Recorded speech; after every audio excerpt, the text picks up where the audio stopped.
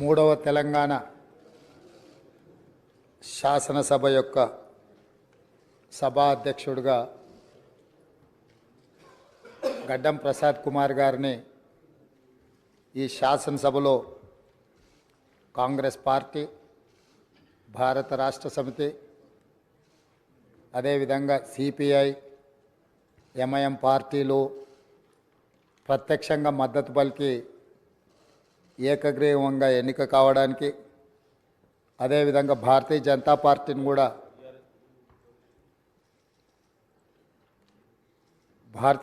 పార్టీని కూడా సంప్రదించడం జరిగింది.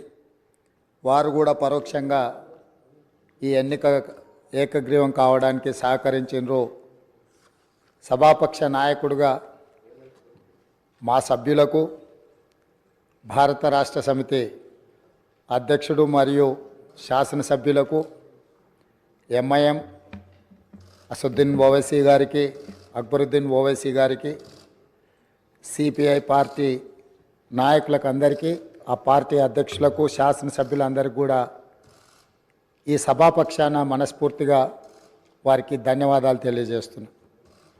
ఈ సభ ఒక మంచి సాంప్రదాయానికి మొదటి రోజే మనమందరము ఒక మంచి సాంప్రదాయాన్ని ముందుకు తీసుకెళ్ళడానికి అందరూ సహకరించడం, ఈ సాంప్రదాయం భవిష్యత్తులో కూడా కొనసాగాలి. ఈ మంచి సాంప్రదాయము సభ సమన్వయంతో, అందరి సహకారంతో ఈ సమావేశాలను మనం నిర్వహించుకుంటే తెలంగాణ ప్రజల యొక్క ఆకాంక్షను, తెలంగాణ ప్రజల యొక్క ఆలోచనను ఈ సభ ద్వారా పరిష్కరించడానికి అవకాశం ఉంటుంది. అదేవిధంగా గడ్డం ప్రసాద్ కుమార్ గారు నా సొంత జిల్లా, నేను ఎక్కడి నుంచి అయితే శాసనసభ్యుడిగా ప్రాతినిధ్యం వహిస్తున్నానో ఆ ప్రాంతం వాడు. వికారాబాద్కి చరిత్రలోనే గొప్ప పేరుంది.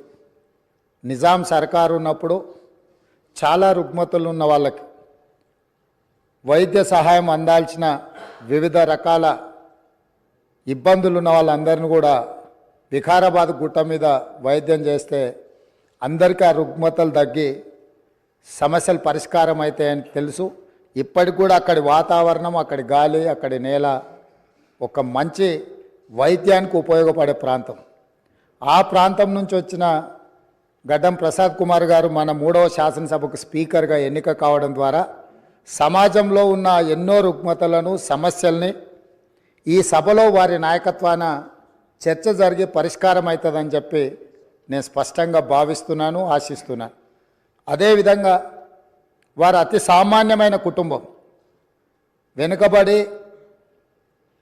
చిన్న వయసులోనే తండ్రిని కోల్పోయి కుటుంబ బాధ్యతను తీసుకొని 8 మంది సోదరీమణుల మధ్యలో ఒక్కడుగా చిన్న వయసులోనే కుటుంబ బాధ్యతను భుజాల మీద వేసుకొని 8 మంది ఆడపడుచులను సమన్వయం చేసుకుంటూ సమాజంలో కుటుంబం యొక్క గౌరవాన్ని నిలబెడుతూ ఏ లోటు రాకుండా సోదరీమణులందరినీ కూడా ఈ రోజుకు, ఆ రోజు నుంచి ఈ రోజు వరకు సమన్వయంతో ముందుకు తీసుకెళ్తున్నాడు. అంటే ఉమ్మడి కుటుంబం ఎలా ఉండాలి, ఉమ్మడి కుటుంబంలో కుటుంబ సభ్యులకు ఉండే సమస్యల్ని వాళ్ళు అడగక ముందే గుర్తించి పరిష్కరించడం తెలిసింది అని అంటే ఈ శాసనసభ కూడా స్పీకర్ గారి కుటుంబం.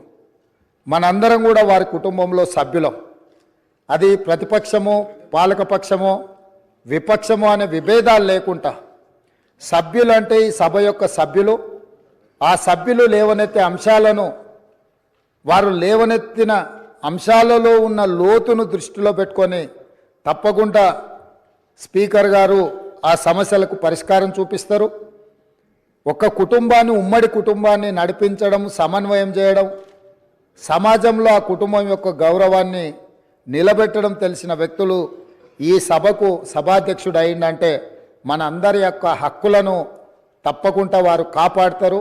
అదేవిధంగా వారు రాజకీయ ప్రస్థానం, స్థానిక సంస్థలు ఒక ఎంపీటీసీగా వారి రాజకీయ ప్రస్థానం మొదలయ్యి అక్కడి నుంచి వారు ఎంపీపీ అవ్వడం, 2008 ఉప ఎన్నికలలో శాసనసభ్యుగా ఎన్నికవడం, 2009లో తిరిగి వారు శాసనసభ్యుడిగా ఎన్నికవ్వడం, తర్వాత వారు మంత్రిగా సేవలు అందించడం, హ్యాండ్లూమ్ వీవర్స్కి వాళ్ళకున్న లోన్లు కానీ లేకపోతే వాళ్ళ సమస్యలను పరిష్కరించడంలో క్రియాశీలక పాత్ర పోషించడము, వారు మంత్రిగా ఉన్నప్పుడు వికారాబాదును శాటిలైట్ టౌన్గా గుర్తించి కీర్తిశేషులు పెద్దలు జైపాల్ రెడ్డి గారు అర్బన్ డెవలప్మెంట్ మినిస్టర్గా ఉన్నప్పుడు ఢిల్లీకి వెళ్ళి వారితో మాట్లాడి వికారాబాద్ పట్టణాన్ని శాటిలైట్ టౌన్గా గుర్తించి 2200 కోట్ల రూపాయలు మంజూరు చేయించి అక్కడ అభివృద్ధి కార్యక్రమాలను ముందుకు తీసుకెళ్ళి ఆ రోజు వారు అక్కడి ప్రజల యొక్క సేవలో వారు ముందున్నారు.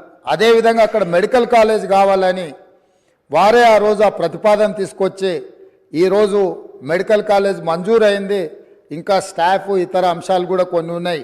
వారే అక్కడి నుంచి ఆదేశాలు ఇచ్చి తప్పకుండా ఆ సమస్యను పరిష్కరించడమే కాకుండా అప్పా జంక్షన్ నుంచి వికారాబాద్ మన్నగూడ చౌరస్తా వరకు రోడ్ వైడనింగ్ విషయంలో కానీ వీటిలలో కూడా వారు ప్రత్యేకమైన చొరవ చూపించి ప్రాంతం యొక్క అభివృద్ధిని వారు ఎప్పుడూ మర్చిపోకుండా వారు ఎన్నికలలో గెలిచిన ఒకవేళ ఫలితాలు వారికి అనుకూలంగా రాకపోయినా వారు ఎప్పుడు కూడా ప్రజలకు దూరంగా ఉండలేదు.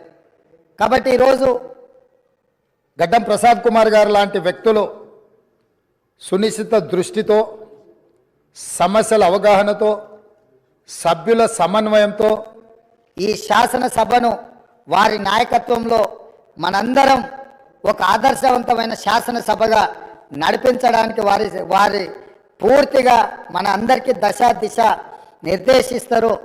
వారిని మనస్ఫూర్తిగా ఎంపీటీసీ నుంచి శాసనసభాపతిగా ఈరోజు బాధ్యతలు నిర్వహించే వరకు వారి యొక్క రాజకీయ ఎదుగుదల కావచ్చు, ప్రజా సమస్యల పరిష్కారంలో కావచ్చు, వారి యొక్క కృషిని అభినందిస్తూ, నేను ఏ ప్రాంతం నుంచి అయితే శాసనసభ్యుడిగా ఎన్నికైనానో మా ప్రాంతానికి సంబంధించిన శాసనసభ్యులే, ఆ ప్రాంత నివాసే వికారాబాద్ జిల్లా ఒకప్పుడు డాక్టర్ మర్రి చెన్నారెడ్డి గారు ఆ ప్రాంతం నుంచి వచ్చి దేశ రాజకీయాలలోనే అత్యంత క్రియాశీలక పాత్ర పోషించారు.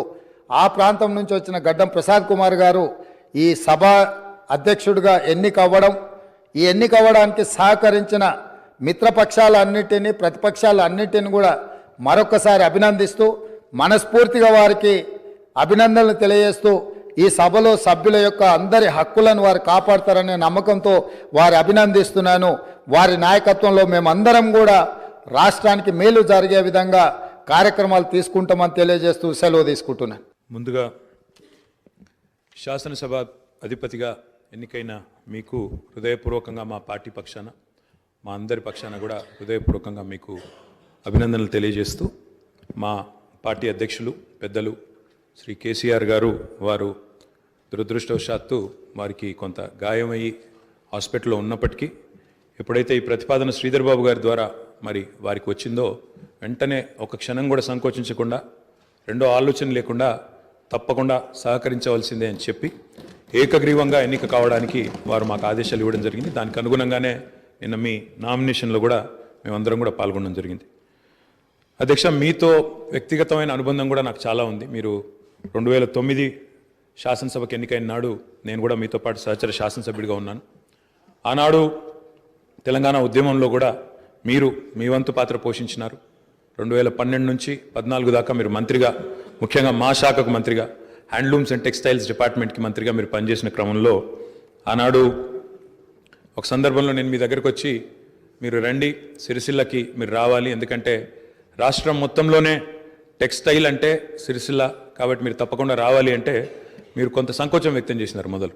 మరి ఇప్పుడు ఉద్యమం ఉధృతంగా ఉంది, నేను మంత్రిగా ఉన్నాను, ఈ సమయంలో వస్తే ఏమైనా ఇబ్బంది ఉంటుందా అంటే లేదు, మనం కలిసే పోదామని చెప్పి ఆ రోజు మీరు రావడమే కాకుండా ఆనాడు మరి బ్రహ్మాండంగా మీరు వచ్చి అక్కడ కార్మికుల సమస్యలు విని తర్వాత చాలా సమస్యల పరిష్కారానికి మీ స్థాయిలో మీరు కృషి చేసినందుకు కూడా మీకు మనస్ఫూర్తిగా ఈరోజు మళ్ళొకసారి అభినందనలు, ధన్యవాదాలు కూడా తెలియజేస్తూ, మరి ఒక ఉన్నతమైన సాంప్రదాయానికి ఈరోజు మరి తెరదీస్తూ ఇతర పెద్దలు గౌరవనీయులు తెలంగాణ రాష్ట్రం ఏర్పడ్డ తర్వాత పెద్దలు శ్రీకొండ మధుసూనాచారి గారు, తర్వాత శ్రీ పోచారం శ్రీనివాసరెడ్డి గారు, తదనంతరం మీరు, మరి వారు ఇద్దరు కూడా నెలకొల్పిన సాంప్రదాయాలు, కాపాడిన విలువలు, వాటన్నిటిని మీరు కూడా పరిరక్షిస్తారని మనస్ఫూర్తిగా ఆకాంక్షిస్తూ, మీ ఉన్నతికి మనస్ఫూర్తిగా అభినందనలు తెలియజేస్తూ మరి ఇప్పుడే పెద్దలు ముఖ్యమంత్రి గారు, ఉప ముఖ్యమంత్రి గారు, మంత్రివర్యులు కూడా చెప్పినట్టు మరి ఈ సభ అందరి సభ. ఈ సభలో ఉండే ప్రతి సభ్యుడి యొక్క గౌరవాన్ని, ప్రతి సభ్యుడి యొక్క హక్కులను, ముఖ్యంగా ప్రజల తరపున మాట్లాడే ప్రతి నాయకుడి యొక్క, ప్రతి గౌరవ సభ్యుడి యొక్క మరి గొంతును వినిపించే విధంగా ఆ బాధ్యత మీరు తప్పకుండా సమర్థవంతంగా నిర్వహిస్తారని మనస్ఫూర్తిగా ఆశిస్తూ, మరి ఒక సామాన్య ఎంపీటీసీ పదవి నుంచి ఈరోజు శాసనసభ స్పీకర్గా ఎదిగిన మీ జీవితం ఏదైతే ఉందో, రాజకీయ ప్రస్థానం ఏదైతే ఉందో, ఇది చాలామందికి తప్పకుండా స్ఫూర్తిదాయకంగా ఉంటుందని చెప్పి మనసారా ఆకాంక్షిస్తూ మీ బాధ్యతలో మీరు 100% విజయవంతం సాధించాలని మా పార్టీ తరఫున కూడా కోరుకుంటూ మళ్ళొకసారి మీకు అభినందనలు అధ్యక్ష. Thank you.